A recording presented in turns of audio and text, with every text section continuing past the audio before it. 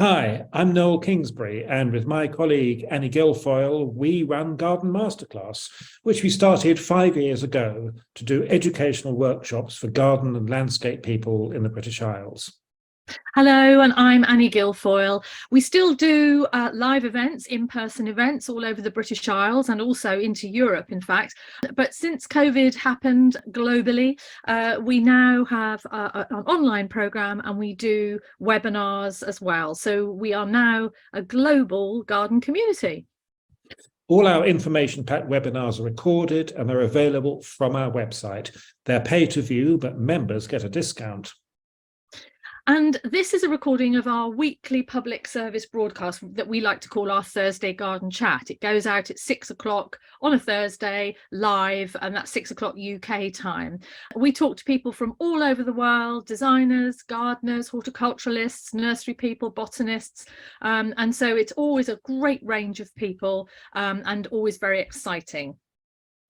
We've got recordings here on YouTube, but masses more on our website, and our members will have access to even more. In fact, we've got hundreds of hours on our online library.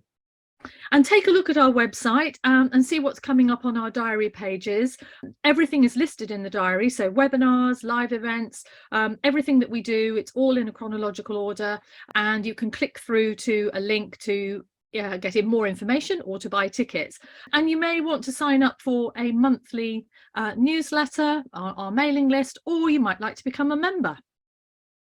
We do these weekly events for free, as indeed do our speakers, but we have costs, which is why we really appreciate donations, and you can make donations from our homepage. Well, we really hope that you enjoyed this recording, and please come back and try.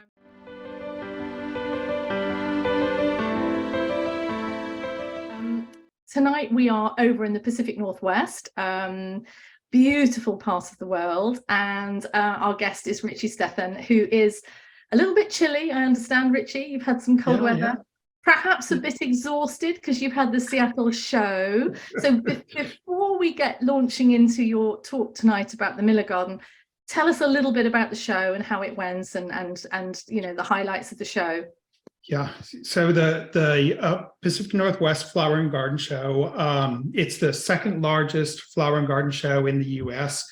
And like this was the first show where we had like normality somewhat resume after the pandemic. And so great attendance, wonderful speakers. We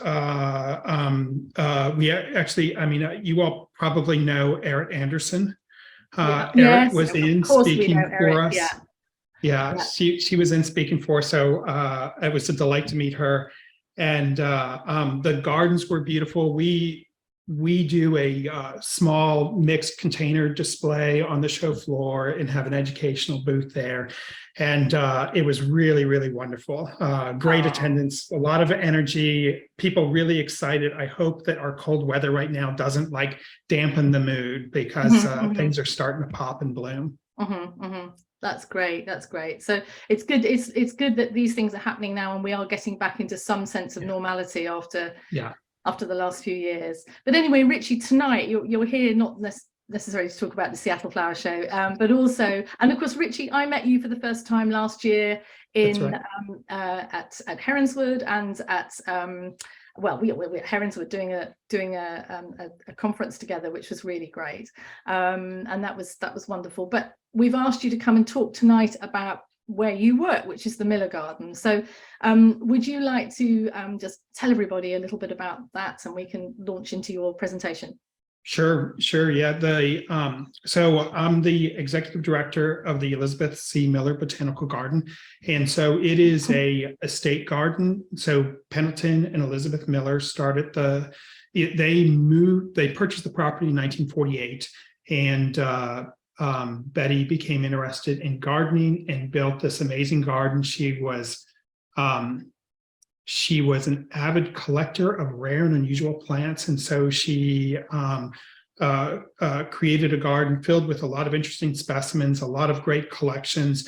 And then whenever she passed away in 1994, she left in her will that the garden becomes a botanical garden, which is really wonderful, but we sat within a private gated community, and there wasn't as much discussion about that process then, and so we have a very limited visitation because of that.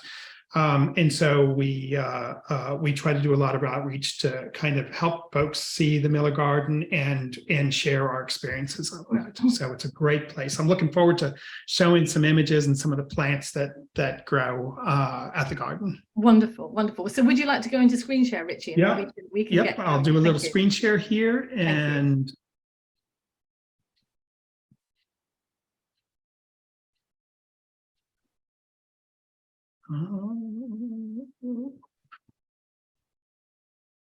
oh, let me just switch this.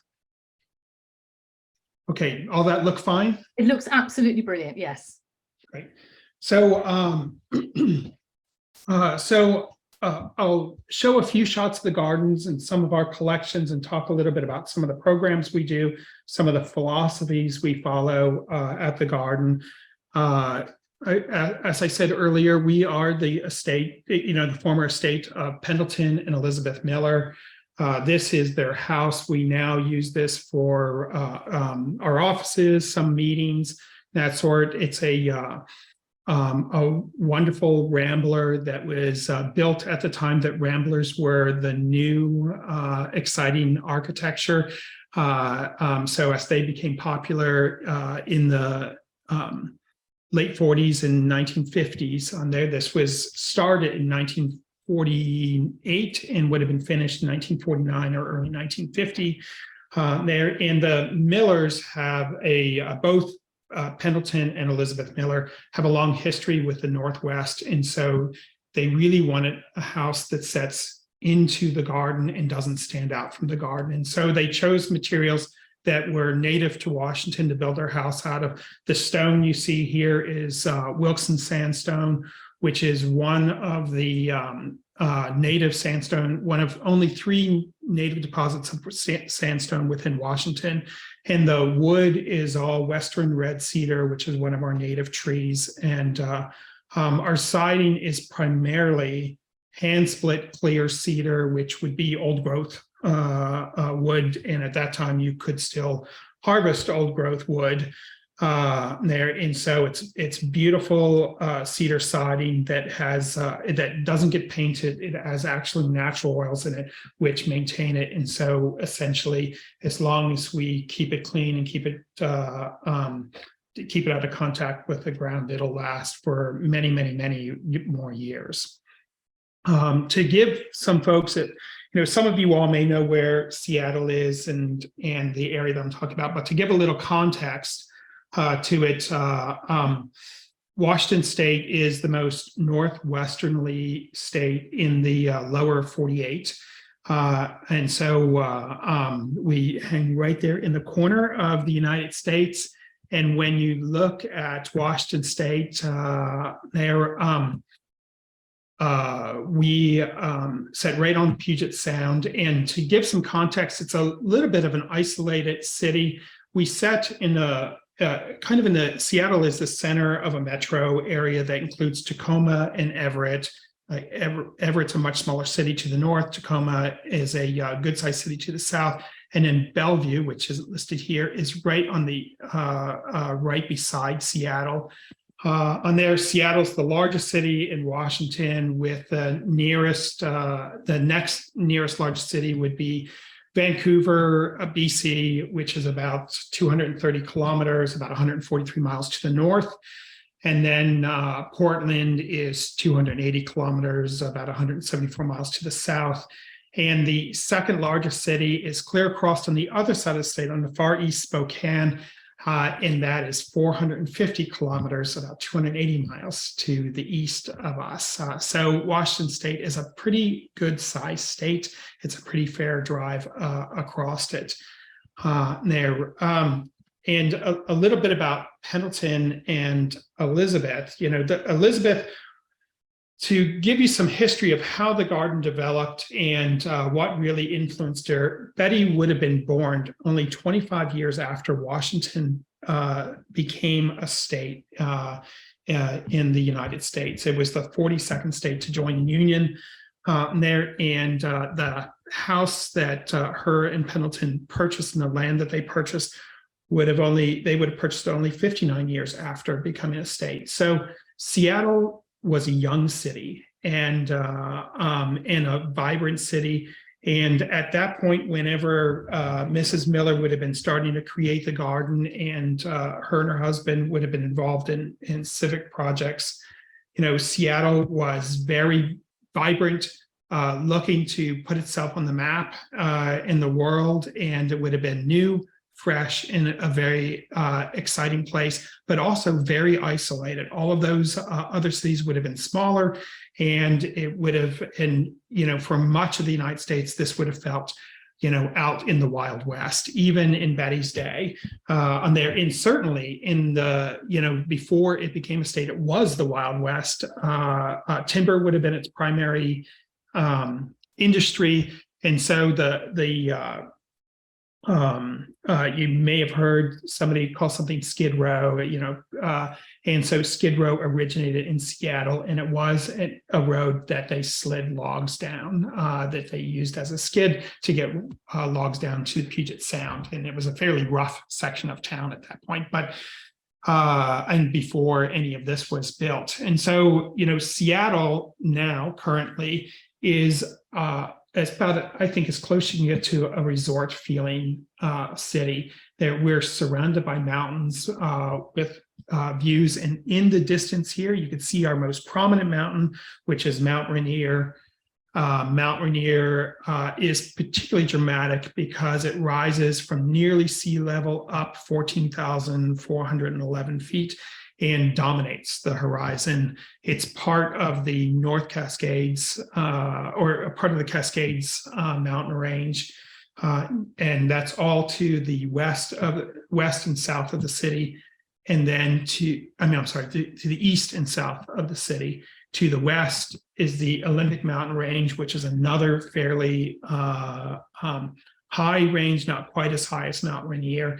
But this butts between Seattle and the Pacific Ocean, and is along the ocean side, is home to one of the most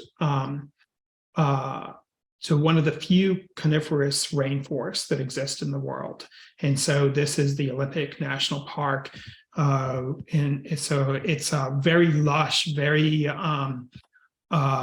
full of ferns, full of conifers, full of mosses. All of what you're looking at here, that hanging moss-like plant is a Selaginella, one of the spike mosses there. And so it's a very beautiful place to be at any time of the year, but especially nice during the winter because everything greens up, which is why Washington's often called the Evergreen State.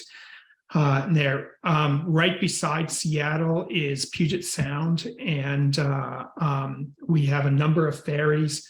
The ferries are part of the highway system here, and so I take a ferry to work every day, and so this is a very typical morning shot for me.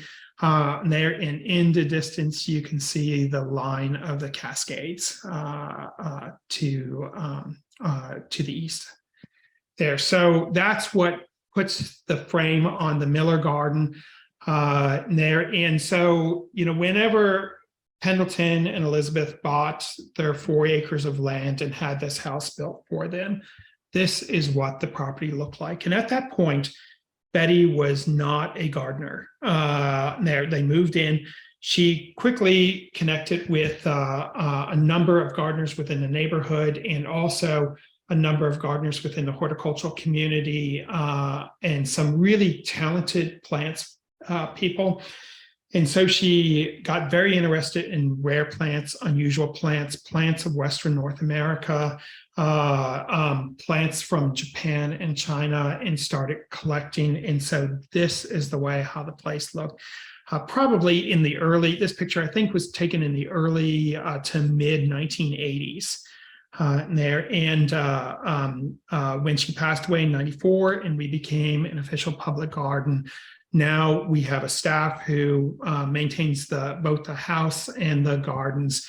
We maintain Betty's original collection, plus we add to it It's a garden of experimentation, creativity. We add plants all the time. We are constantly looking at how plants work together. We experiment with a lot of things, so to figure out cultivation needs of new and unusual plants. And most of all, we really follow some of Betty's principles for putting together the plants. She studied fine arts whenever she was in college, in particular sculpture. So she really looked at the garden as her canvas. And as she added in plants, she just didn't plant them, forget about them. She put things in. She would often shape some of the more prominent woody plants so that there were beautiful branching patterns to accentuate existing nice branching there. And so you got this really lovely juxtaposition of the tall, straight trunks of our dominant conifers that existed on there, plus these wonderful sinewy branches of some of the things that she added to the garden over time. There, and you can see this scattered throughout the garden. These are she originally received these two trees as Japanese white pines, a cultivar Japanese white pine, but in fact they turned out to be cultivars of eastern white pine, Pinus strobus, and it's a cultivar called Umbraculifera, which has lovely branching, and they grow in an upright vase shape. The other thing that really marks Betty's artistic view of the garden is, you know, in all of the windows and doors of the house, she looked at those as picture frames. And so she really wanted, every time you looked out a window, she wanted to frame a view. And that really is true to this day.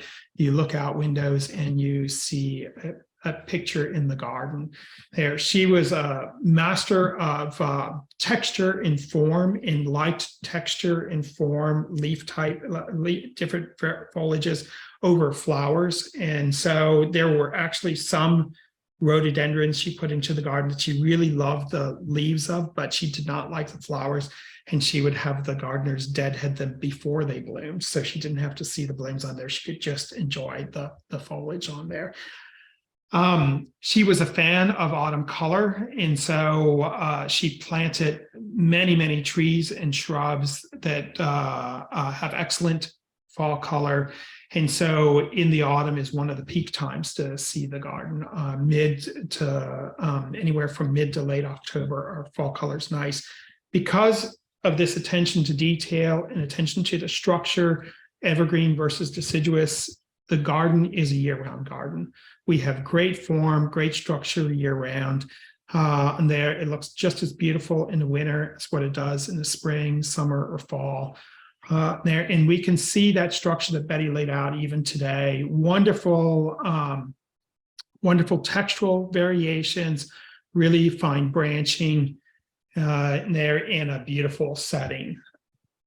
She was, one of the things she also did is she really was interested in connecting the garden to where we were. And so all of the stonework is native stone that she put in. We have introduced a little stone from Montana now, but this staircase is all basalt, and which is the most prevalent stone in the Cascades. Basalt, she did a number of pathways in it. If anybody's worked with basalt, it is a terrible stone to work with for pathways, that sort. It is very angular. It's rare to get a flat, even surface. And so they had to go through an incredible amount of stone to get enough flat surfaces to do this. It's not a blocky stone at all. So all of these stones would have probably had very irregular bottoms to them. And so it would have been a real challenge to set these in concrete and get these in. So, and the staircase turned out really beautifully. It looks like it belongs in the garden. She also laid a few stone pathways with basalt there, and those have that same look into it. She wanted to drift into from structured pathways into gravel pathways there, and that very much shows we do a little work with basalt and pathways, but we have switched now to Montana sandstone, which has a similar coloring to the basalt, but is much flatter and much easier to work with for the gardeners. Betty was a collector at heart and had a desire for the rare and unusual. And the only thing she liked better than acquiring a rare plant is being the only one to have that rare plant. And so she was the first person to introduce many plants into the Pacific Northwest and into North America. She was the first person to bring Hakanakloa macroaureola, Japanese forest grass, golden Japanese forest grass, into North America and shared around there. And the original plant that she imported in still is off of our lawn there. And so it's a really beautiful plant. And now it's produced by the hundreds of thousands, if not millions, every year. And it's just a wonderful ornamental grass for the garden.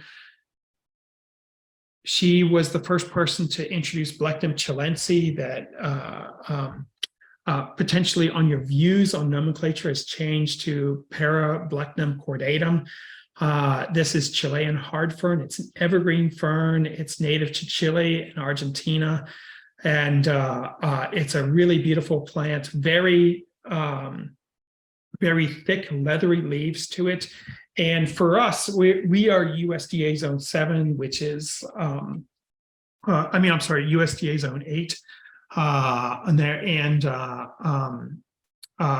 Which is minus 10 Fahrenheit, plus 10 Fahrenheit to plus 20 Fahrenheit. And it would probably be like maybe probably minus 7 or 8 to minus probably 12, minus 12. We don't often get that low in temperatures. The garden's very protected there, but this fern can be knocked down by those temperatures down to the ground, and it resprouts back up. If we can go through 3 winters without this fern being knocked down, we only clip back fronds that look bad. Otherwise, we leave this grow. Each year, the new fronds get a little taller, and we can grow this up to about 5 to 6 feet tall if we have a few mild winters. Really spectacular fern, very dramatic. She also introduced the white skunk cabbage. She imported in 50 tubers from Japan and shared it with some of her gardening friends and planted some here at the Miller Garden. She was the first person to introduce Larda Isabella biternata, which is a very rare and unusual evergreen vine from Chile. It gets these interesting burgundy chocolate colored flowers. And for us, it doesn't bloom until late September to October. In warmer locations, it'll bloom a little earlier. She was also one of the first in the Pacific Northwest to grow Cryptomeria japonica sekentsugi, the golden Japanese cedar, which is featured prominently in this image. And this was a photo of the garden taken in the 1980s.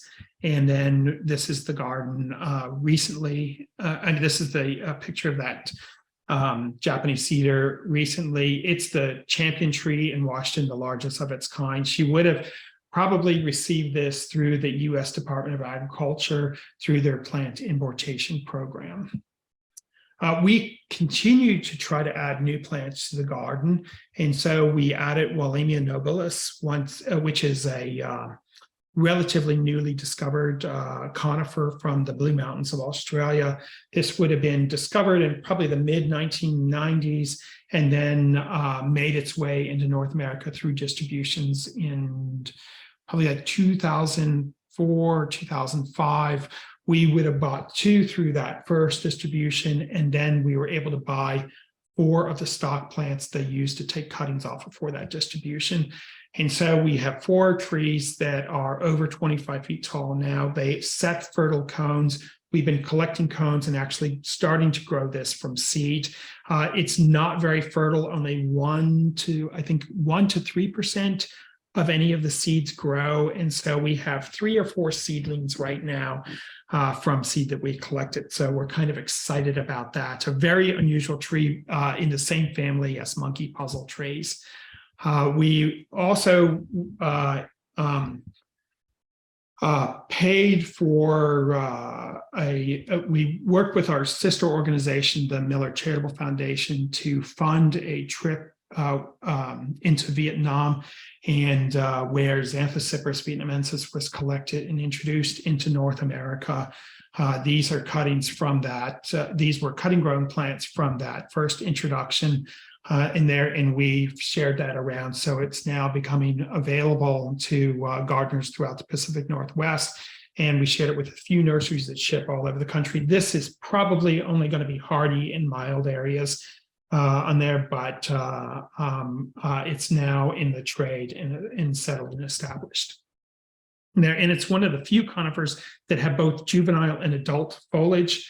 And so you can you'll see those kind of needle-like juvenile leaves and the scaly adult foliage, and it'll do that all through its lifespan, even as an adult tree. You'll see both of those on it. We are always looking for new cultivars. This is Mahonia, one of the winter blooming Mahonias, a cultivar called Marvel, which was selected in Georgia. And it is a near spineless cultivar. And so it's a really beautiful plant, prolific bloomer, relatively compact, and nearly completely drought tolerant for us. We try to add regional cultivars and local cultivars to the garden to help preserve those and keep them around. This is one of the Ghost series of Japanese maple, Sister Ghost. That was a series started in Oregon by an Oregon nurseryman and Talon Buchholz. And so Sister Ghost is the one that we grow, which is a wonderful small growing form, gets to about 6 to 8 feet tall in the ground, and it makes an excellent container plant. We've been growing it for about 6 or 7 years now in a container. Betty and Pendleton had a love of the West, and so the Miller Garden is well represented by Western North American natives. We have a special interest in the unusual flora of the Siskiyou Mountains. And so there's a number of natives to the Siskiyous. The Siskiyous occur in Southwest Oregon and Northern California. This is Notholithocarpus densiflorus variety echinoides, which is a dwarf tanbark oak, a wonderful oak relative. And you can see those little acorns on it. And the foliage is evergreen. The new growth comes out silvery green. The flowers are fragrant, although they kind of smell a little bad. But and it's a completely drought-tolerant plant. Our summers can be very dry. We have a modified Mediterranean climate, so we can have dry weather generally from July through the end of September, sometimes longer. There, we could grow manzanita. This is one of the best manzanitas for the Pacific Northwest, a cultivar called Howard McMinn. They are beautiful trunks to that, wonderful bark, and then really beautiful flowers. It's a late winter bloomer, and so it's a very important plant for some of those very early pollinators. Whenever we get a little warm weather in this month and next month, we always see a few bumblebees around, and these are important plants for them to be able to find and gather nectar and pollen from. We also grow our native Ribes sanguineum flowering currant, and we have a couple of the typical form, but this one is a dwarf form that was given to us. The Oregon State University has a plant breeder, and they did work on breeding new forms of flowering currant. And so this is a dwarf cutleaf form. And so the flowers are white on it. This plant is about a foot tall and is about 10 years old. The breeder down there had several genetic dwarfs, and this is one of those. These genetic dwarfs are not really commercially viable, but they were too good to just throw away. And so he gave us one of them. And so you can see the flowers on there. And the first set of leaves looks fairly normal and typical for flowering currant, but the second flush of leaves are deeply cut. And so it's a really lovely foliage plant as well as a nice flowering plant. We grow Vancouveria, which is it is a close relative to Epimedium. It's in the same family as Epimedium, the barberry family, and looks superficially a lot like Epimedium or barren wort. There are 3 species of it that occur in the Northwest. We are growing all 3. Vancouveria planipetala is sometimes called redwood ivy, and it is a California species. And it's very low, evergreen, kind of a slow grower, but these wonderful white flowers. And another common name for it is inside-out flowers. And unfortunately, none of these blooms turn enough, but it looks like the flowers kind of turned inside out like an umbrella that's been caught by the wind. Another group of our West Coast natives that Betty grew and we've added to the collection are Pacific Coast hybrid irises. There's about 14 species of irises that grow along the coast of Western North America, primarily through the United States. And they've been bred with quite a bit. There's an enormous color range on it. And so we have been collecting both some of the species and some of the hybrids on there. This is one called Amy Royale and Burnt Sugar. They're very beautiful and intricate looking blooms. Once these plants are established, they're pretty drought tolerant as well. They're evergreen and easy to care for in our gardens. We grow a few of our native ferns as well. And this one, Spelenium Trichomonies, is one that not only grows here, but also grows throughout the world, including the UK. And so UK watchers can find this out in the wild. The biggest difference that we grow the acid-loving one, or our native one is the acid-loving form. And there we have a few of the lime-loving form growing here, quadrivalens, but it's unusual to find that. Whereas in the UK, the lime-loving form is actually much more common than the acid-loving form, but both of them will grow for you all as well. One of my favorite native ferns is this one here. This is the dwarf form of our Maidenhair Fern, Adiantum aludicum subpumulum. This is naturally occurring in the Pacific Northwest, but extremely rare to find out in the wild. And so nearly everything that you see in cultivation has been grown from spore. Because of its rarity in the wild, any wild collection should be discouraged there because it's firmly established in cultivation, but it's a beautiful plant. It only grows about 4 to 6 inches tall, and they're very adorable and charming. I love the way how the water collects on there and on the blooms in the late spring rains, and just it's a fantastic plant. If you ever see this, you should totally buy it and add it to the garden because it's so charming. And one of the last things that I put in for our Western plants was this Scoliopus biglovii. Its common name is Fetid, adder's tongue, and it's one of our native bulbs. This comes up in very early spring, flowers, and then dies down for us. And these flowers are only about a half inch across. They're very small, maybe a couple of centimeters. And they're very tiny. This occurs, there's 2 species. They occur in Southern Oregon and Northern California. Quite charming. We grow this as a trough plant because in the garden, it's so easy for this to get lost, but the flowers are really intricate, and it's nice to have them in a trough where they're up a little bit and we can really observe them and enjoy their little tiny flowers. So, this can also not be the easiest plant for us to grow. It can be, it's a little susceptible to slugs, that sort. So one of the things that Betty enjoyed and that we enjoy here at the garden is the challenge of cultivation. And that we like to grow things that are a little difficult and take a little bit more care and a little bit more effort. When Betty was creating the garden, the garden itself is located in a microclimate. We tend to be warmer than the surrounding area during the wintertime and cooler than the surrounding areas in the summertime. And that's just due to our proximity to Puget Sound and the way how the land is shaped around us there. And within the garden, Betty created many different microclimates.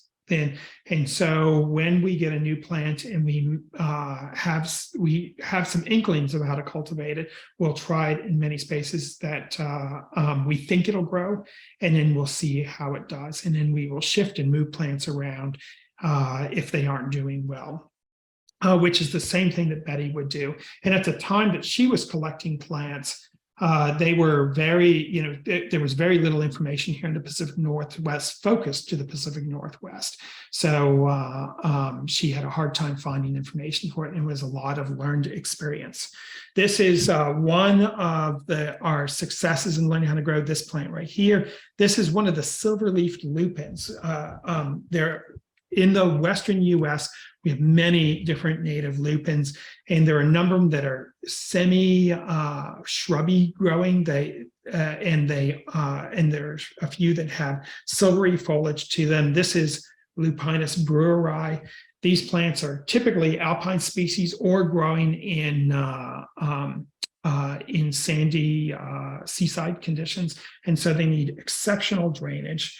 They really don't like to be transplanted. The seed should be sown in place. And so we found that the only place that we could successfully grow it was in troughs with a very sandy, gravelly base to it. And so Brewer's lupin was very silvery with these wonderful purple flowers. And these are relatively short-lived plants. And so we have to collect seed off of them and re-sow them regularly. We do a lot of container culture at the garden. So there's containers scattered around. Some of that is purely for display, but there's also a lot where we're growing. That's the way how we can grow a particular type of plant. And you can see even in Betty's day, here she is leading a garden tour through her home garden. And she really created a lot of rockery space in a lot of places. She not only placed rocks on the surface and worked them in, she would bury boulders to create areas of cool root run there. So she was always trying to think about what would help a plant grow. And so she had a wonderful alpine collection. Much of that was shaded out as trees grew over the year. And so we've been trying to recreate new alpine areas. This is a new trough garden that we recently installed there. And so we're always looking at where we can do alpines and trough style gardenings. Now with the trough gardens, we can grow cassiope, which is one of the mountain heathers. This is a cultivar called Stormbird. And cassiopes or mountain heathers have these really charming flowers, but they're very much Goldilocks plants. They don't like too much sun. They don't like too much shade. They don't like to be too wet. They don't like to be too dry. It just has to be just right for them to grow. So they are a bit of a challenge. A related plant to these cassiopes are Philiopsis, and this is a hybrid between Philodicea, another mountain heather, and Kalmiopsis, a rare ericaceae that occurs in the Siskiyou Mountains. And these Philiopsis are sterile, so they generally produce a lot of flowers and tend to be slightly easier to grow. This one's Sugar Plum there, which is an adorable little plant, bright pink flowers. And these will often have some reoccurring flowers. They'll bloom in spring, but also have reoccurring flowers in later summer. One of Betty's favorite plants to grow in her alpine beds was Sorbus reducta, which is a small shrubby mountain ash. These shrubs would rarely grow over 3 feet tall. The fall color was often red or primarily red, and then it would set white berries that would quickly turn pink, and you'd have this great red foliage and bright pink berries into the fall. And so we continue to grow this. We've had to move a few of these plants around, and we'll also collect the seed on it because we really don't grow any other sorbus around. So the seed will come pretty true. And we've added it to other areas within the garden.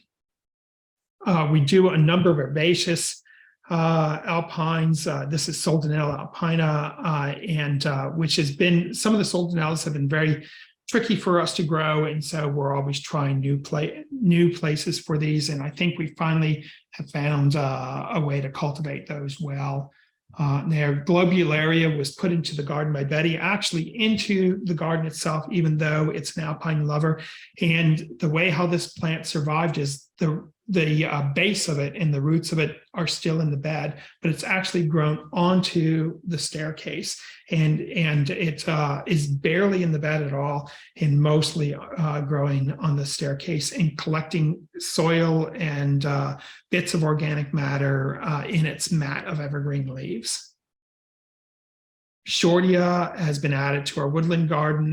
The shortias are fairly uncommon and slow growing plants, and there's a shortia native to the southeast US. This is Shortia galicifolia, and it has a kind of a matching species in Japan, and it really shows the relationship between southeast US flora and Japanese flora.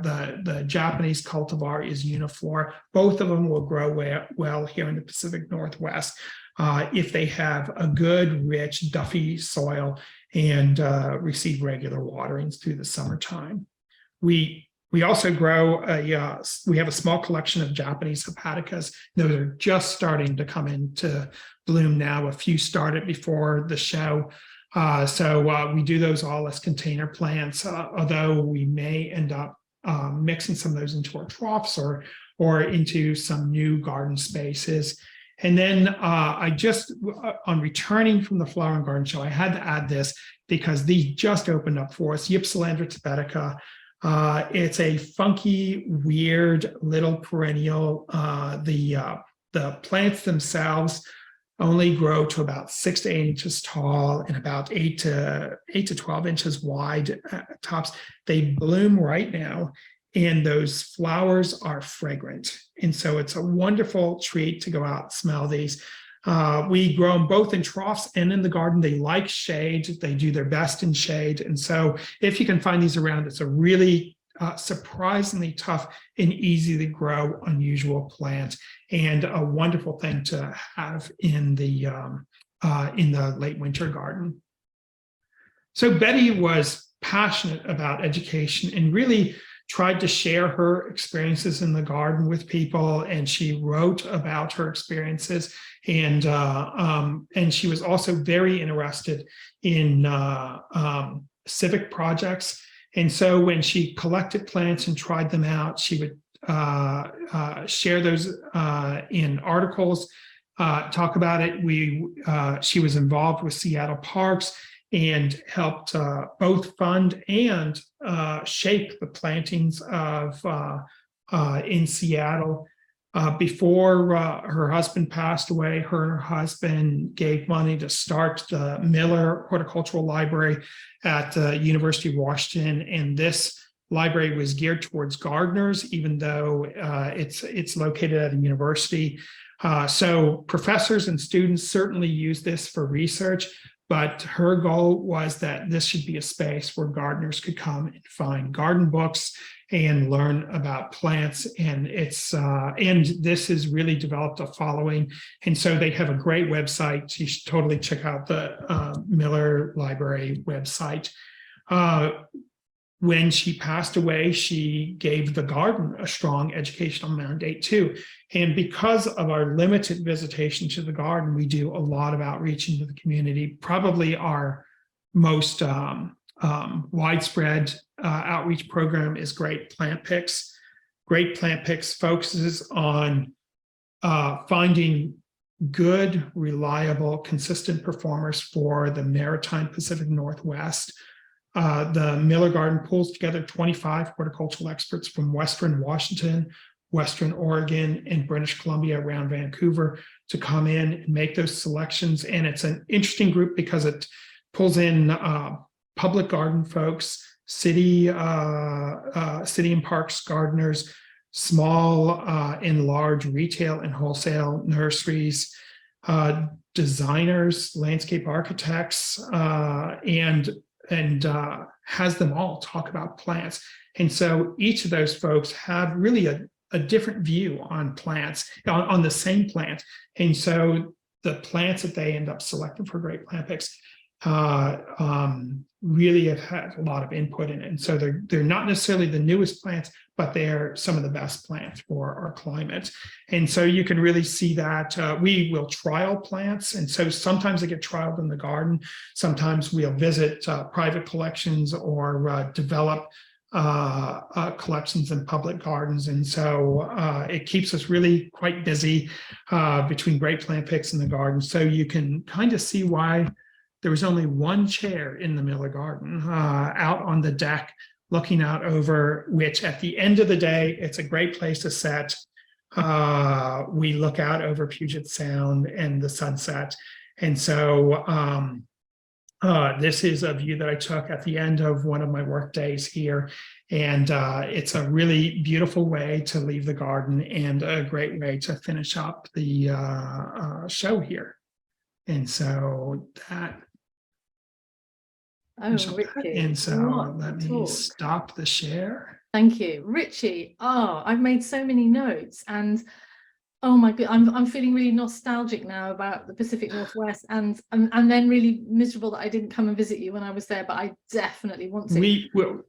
We'll definitely have to arrange for you to come back. Absolutely. And you know, like I would say, you know, I know people are logging on from all over for your program. And so, you know, and I would say whenever you go to the Miller Garden to look at visiting, it almost always says that we are booked because it books up very quickly. We only have 500 visitors. But one thing I would say from folks, especially folks who are not local, we set aside spaces for people coming from out of town. So if someone's flying in to visit folks or to visit the Pacific Northwest, give us a call and see whether you can get in. We would really love to have you visit. We try hard to get those folks from out of town into the garden. So don't write us off right away. Give us a holler. Wow, not writing you off at all. So 500 people over, not 500 people a day. Is it 500 people? No, 500 people over the year. Over the year. Over the year, yes. Oh, you are so select. So it is really tiny. How exciting. So we've got lots of questions and I've got some questions, but also I'm so pleased that you talked about the Great Plant Picks, and which is a wonderful resource because that's something I discovered when I came out to meet, you know, and met you, which is brilliant.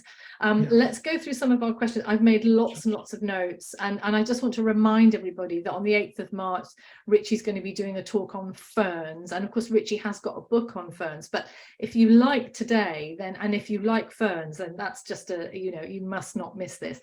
So let me just have a look at some of the questions. So there's lots of wows and how wonderful. So how is the garden how is the maintenance of the garden funded? You know, when Elizabeth Miller passed away, she left an endowment for the garden, and that endowment will take care of a sizable chunk of our expenses. And there, along with the endowment for the garden, she set up a separate charitable giving trust, and so there's the Pendleton and Elizabeth Miller Charitable Foundation. And anything that, like, you know, in a downturn in the economy, you know, our endowment won't cover all of our bills. So the Charitable Foundation will grant us to cover that, which is a real blessing there. And and which is very unusual for most public gardens there. So we are, and then we do a little fundraising for Great Plant Picks as well to help support that program. But for the most part, the Charitable Foundation has been very generous. Betty left a wonderful gift to help fund us. So that takes care of our bills and keeps it going. We have a team of three gardeners. One, the head gardener, is full-time. The two other gardeners are part-time.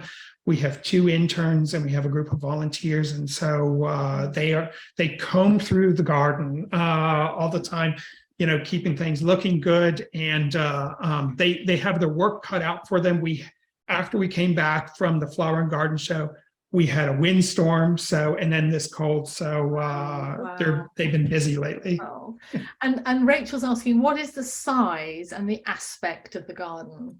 Sure. The garden faces west, and it's a slope garden. The entire property is 4 acres, and we slope down to Puget Sound, although the railroad has a right of way at the base of that. So occasionally we'll hear the train go by, and we don't garden on that series of bluffs that go down, but we garden probably about 2.5 acres of the property, and it's solid garden bed from one end to the other. There's a little tiny lawn in the center, but otherwise it's all garden beds. Plants.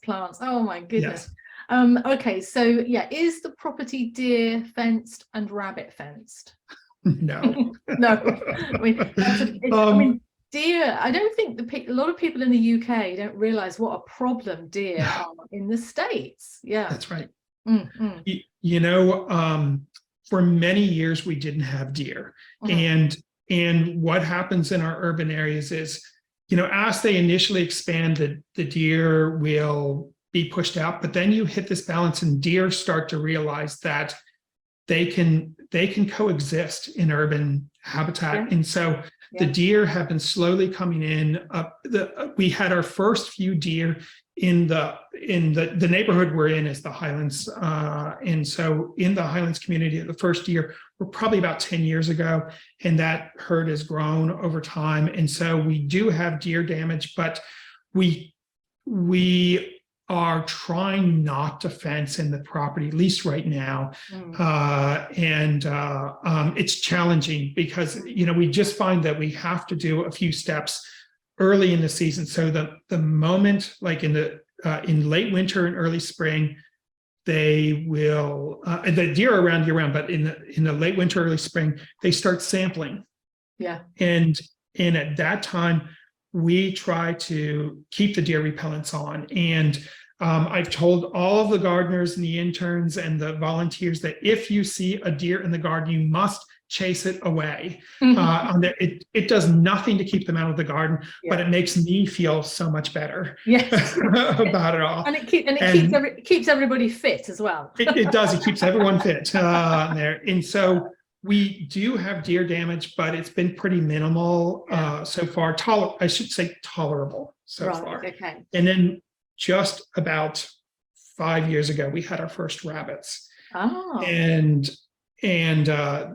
which is a little bit more problematic. They don't seem to respond to repellents as well. Yeah. But the best thing that happened to us is we had a family of coyotes set up a den right below our deck. And so they've been there for the past few years. And the last 2 years, we have had an alarming number of baby bunnies in the spring. But by the time we get to summertime, the coyotes have managed to thin out the population. So we have damage, but it's a tolerable level. Yeah. Will coyotes go after deer as well or not? They could take down a young fawn. I mean, young fawn. Yeah. Okay. But they are unlikely to take down an adult unless it's sick there. But one of the things that I think has really lessened our pressure of deer is just simply having them here. The deer do avoid our property more. They don't ignore it entirely, but they are less frequent here. Okay, next question is, how do you assure plants that you're bringing in won't go rogue or become invasive? I suppose, what's your kind of process of, I guess you're doing your research, but you know, how do you try to avoid this? Sure. Since we have this close relationship with the University of Washington, Betty and Pendleton contributed to it. And one of our board members, who has since passed away, Sarah Reichard, she specialized in invasive plant management and avoiding introducing, how to gauge and how to tell whether a plant's going to be invasive. And so we use a lot of her protocols to look at new plants in there. And it starts with looking at what invasive plants you already have. Like, blackberries are rampant here and terrible weed. And so we would never bring in a rubus. Yeah. Because the chances are much higher for that to become invasive. And we really, on anything that we bring in, especially if it's collected from a similar climate, which is where you want to collect from, we look at what it does in the garden initially. We don't just widespread plant it. We'll look at what it does. How does it reseed in the garden? Does it have these, we kind of, there's a little bit of a checklist that you can go through for invasive plants. And if it starts checking off these things, it goes away. But it's you got to be careful with that stuff. Yeah. So Joan up in Canada has got a woolly pine that's over 8 feet tall, and she wants to take cuttings. Can she do that? And it's getting too large to keep moving into the greenhouse. So this is going to make you a fortune, Joan. So watch out. So, okay. That's right. You can do it from cuttings, and I wish I could give her like a foolproof way to do it, but we've been experimenting with it, and it's interesting because I know I have heard folks in the industry refer to it as an easy to root conifer, which conifers are generally notorious to root. And I heard one person refer to it as the coleus of conifers on there, which meant, but we have not experienced that coleus of conifers feeling where it just roots so easy.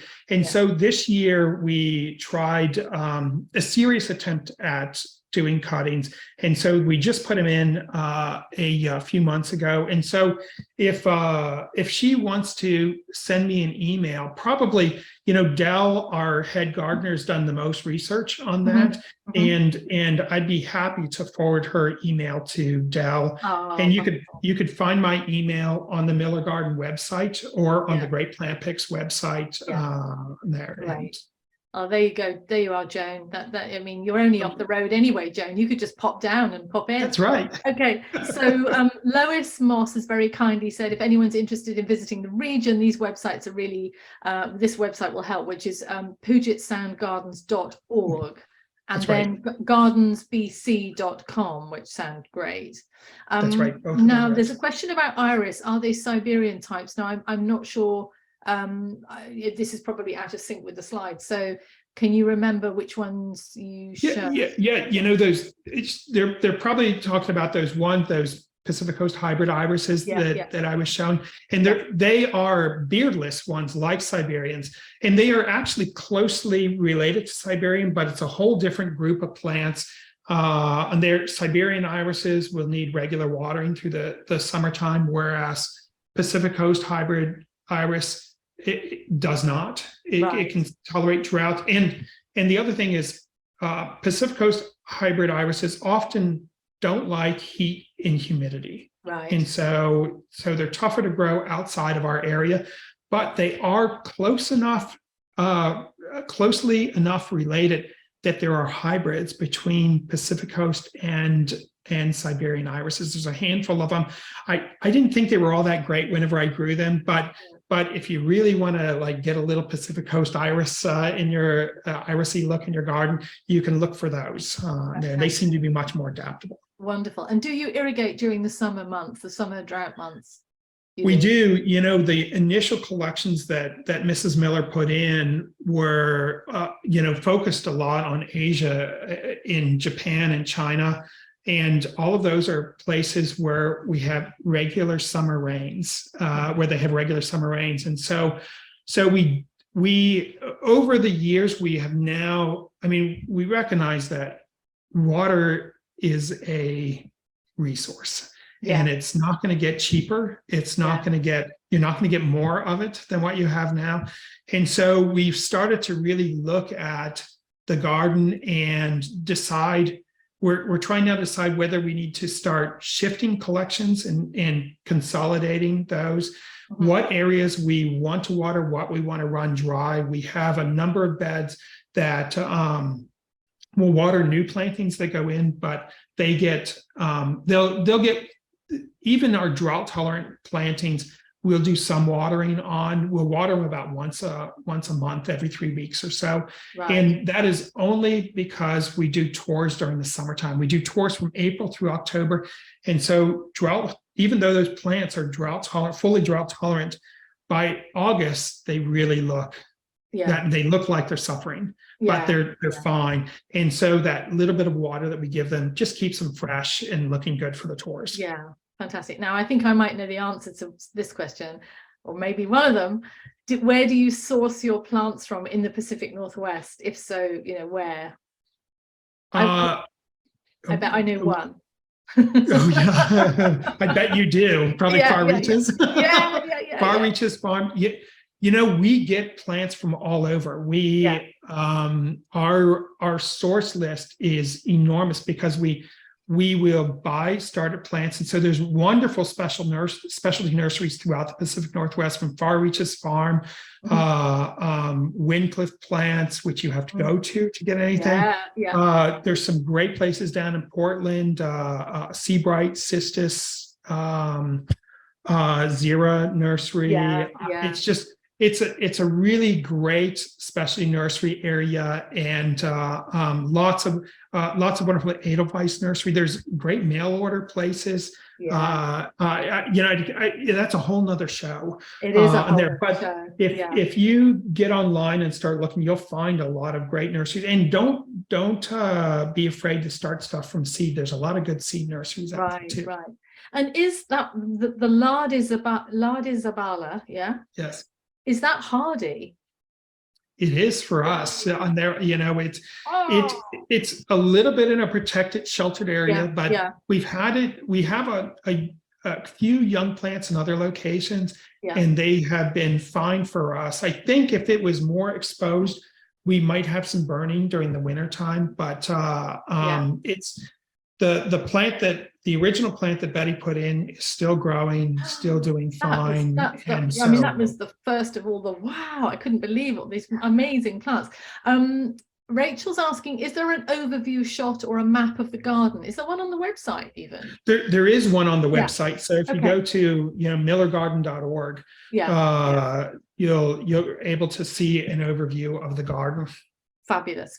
And then there's lots of wonderful people saying, wonderful, thank you. And Tracy McHugh, who's in Scotland, saying, Annie, don't dare go without me. Well, I might, Tracy. I might tell you when I'm going.